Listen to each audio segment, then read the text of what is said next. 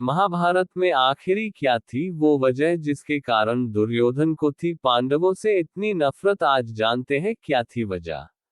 महाभारत के कई ऐसे पात्र हैं जिन्हें आज भी याद किया जाता है, लेकिन एक ऐसा पात्र है जिसका जिक्र करना शायद किसी को पसंद नहीं होगा। जी हाँ, आप सही समझ रहे हैं, हम बात कर रहे हैं दुर्योधन। महाभारत का ऐसा पात्र है जिसके कारण महाभारत का युद्ध छिड़ा। इसने नहीं भरी सभा में द्रौपदी का चीरहरण किया था। ये ऐसी बातें हैं जिनके बारे में हर कोई जानता है, लेकिन क्या कभी किसी ने सोचा है कि आखिर दुर्योधन क्यों थी पांडवों से इतनी नफरत थी? क्यों उसने पांडवों को बेइज्जत करने के लिए द्रौपदी का चीरहरण किया था? चलिए आज हम आपको बताते हैं कि दुर्योधन पांडवों से इतनी नफरत क्यों करता था। पौराणिक कथाओं के अनुसार दुर्योधन का जन्म माता गांधारी की कोख से हुआ। ऐसा कहा जाता है कि अपने जन्म से ही दुर्योधन विवादों और कई लोगों की महत्वाकांक्षाओं का बलि चढ़ा।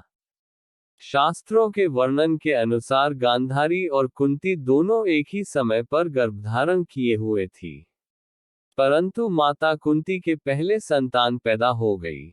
जब गांधारी को इस बात का पता चला तो उसे बहुत दुख हुआ और वो सोचने लगी कि अब उसका पुत्र राज्य का अधिकारी नहीं बन पाएगा। गांधारी ने क्रोध और दुख के आवेश में आकर गर्भ पर प्रहार करके उसे नष्ट करने की कोशिश की। गर्भ नष्ट तो न हुआ, लेकिन प्रहार होने के कारण बच्चा काफी कमजोर पैदा हुआ, जिसे बचाने के लिए हस्तिनापुर समेत कई आसपास के राज्यों के वैद्यों को बुलाना पड़ा। बहुत मेहनत करने के बाद इसे बच्चा लिया गया।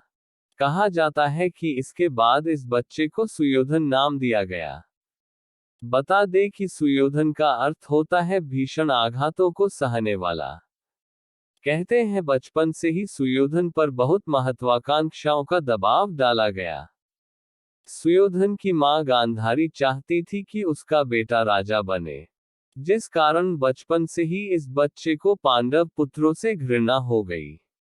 जब इसे पता चला कि युधिष्ठिर राज्य का भावी राजा है तो वो कुंठा यानी निराशा से भर उठा। जिस राज्य को वह अपने राज्य की संपत्ति समझता था अब वो दूर जा रही थी। कहा जाता है कि यहीं से सुयोधन से दुर्योधन का जन्म हुआ। दुर्योधन पांडव पुत्रों से इतनी नफरत करता था कि उसने इन्हें मारने के लिए मामा शकुनी की सहायता से इन्हें खत्म करने के लिए अनेकों योजनाएं बनाई।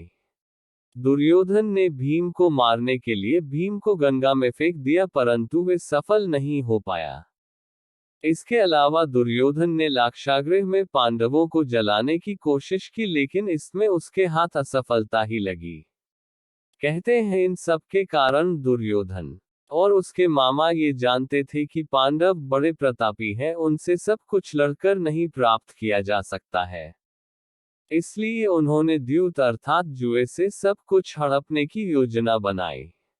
इसलिए नैतिकता की दृष्टि से वह द्यूत क्रीड़ा ही गलत थी, जिसमें पांडवों से उनका राजपाट सब कुछ दांव पर लगवाया गया।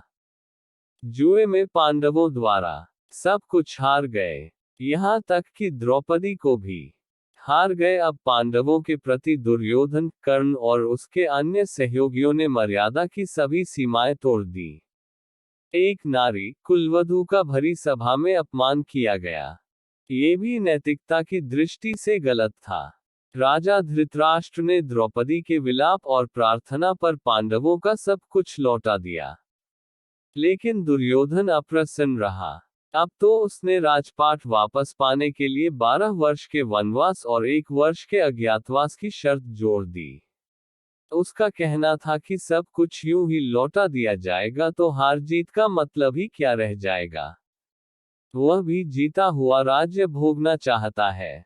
इस पर पांडवों के लिए 12 वर्ष के वनवास और 1 वर्ष के अज्ञातवास की शर्त रखी गई। साथ ही यह शर्त भी थी कि यदि पांडव अज्ञातवास में पहचान लिए जाएंगे तो पुनः 12 वर्ष का वनवास और 1 वर्ष का अज्ञातवास भोगना पड़ेगा। जब द्यूत क्रीड़ा ही गलत थी तो ये शर्तें और वनवास नैतिकता की दृष्टि से उचित नहीं थे। ऊपर विवरण से स्पष्ट है, पांडवों का राज्य और सब कुछ दुर्योधन ने जीता जरूर था, लेकिन राजा धृतराष्ट्र ने उसे पांडवों को वापस कर दिया था। अब पांडवों का राज्य दुर्योधन के पास केवल गिरवी रखा थी। जब पांडव 12 साल का वर्ष वनवास काट के आए तो दुर्योधन ने उन्हें सुई की नोक के बराबर भूमि भी देने से मना कर दिया। जिसके बाद श्री कृष्ण शांति प्रस्ताव लेकर कुरु सभा में गए, तब दुर्योधन ने उसे भी ठुकरा दिया। माना जाता है कि इन्हों सब के चलते दुर्योधन के मन में पांडवों के लिए घृणा बढ़ती ही चली गई।